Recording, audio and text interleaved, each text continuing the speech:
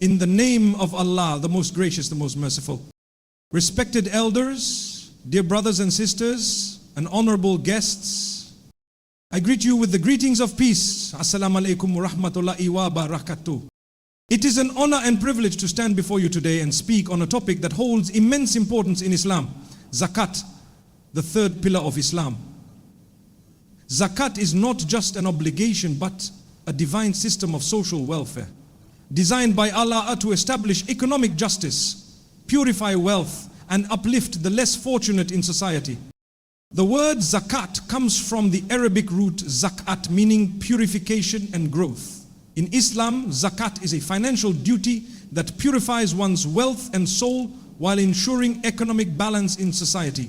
It is mentioned in the Qur'an alongside Salah, prayer, multiple times, emphasizing its significance.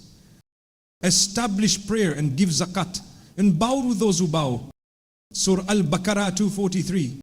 This verse clearly shows that zakat is an inseparable part of a Muslim's faith and practice.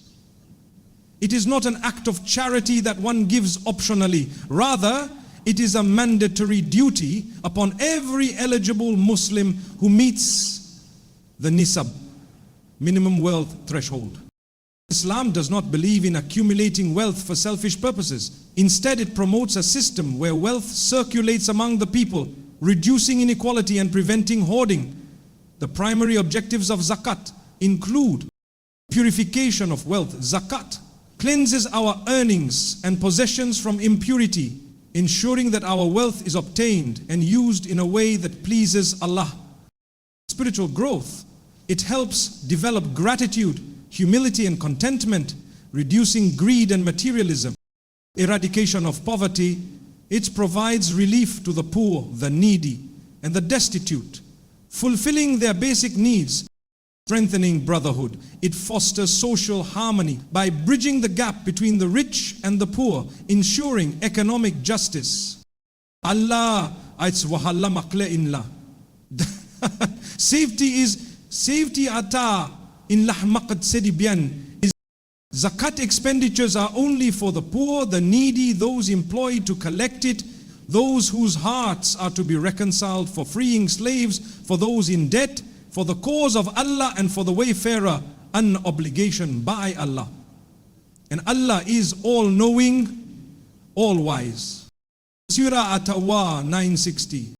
From this verse we understand that zakat must be given to the poor and needy, those who do not have enough means to sustain themselves.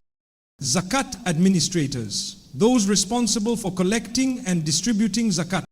New Muslims, muhalaf, whose hearts need encouragement. Converts who need support to strengthen their faith. Slaves and captives to assist in their freedom.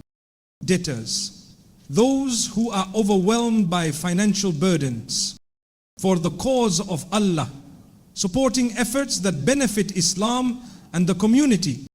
Stranded travelers, those unable to complete their journey due to financial constraints. Zakat is calculated as 2.5% of one's surplus wealth that has been held for a lunar year, provided it exceeds the nisab, minimum threshold. The nisab for gold is 85 grams and for silver it is 595 grams.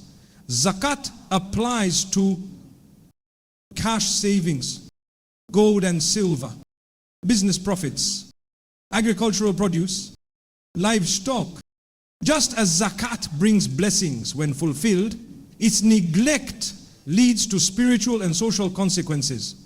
The Qur'an warns those who withhold zakat and those who hoard gold and silver and do not spend it in the way of Allah. Give them tidings of a painful punishment. Surah At-Tawbah 934.